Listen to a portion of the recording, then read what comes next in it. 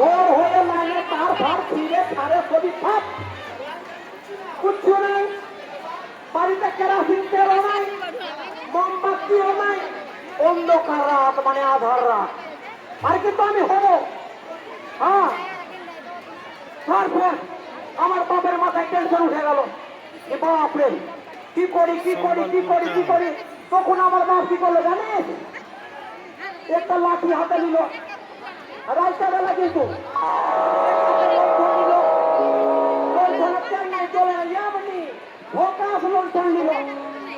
আমার বাপ কি করলো, দৌড়াতে দৌড়াতে দৌড়াতে চলে গেল। না রে শুই গেলে 5 লাগান যখন গেল, সেইখানে ওই রাইতে উড়ে বেড়ায় না ফুটফুট ফুটফুট ফুটফুট করে,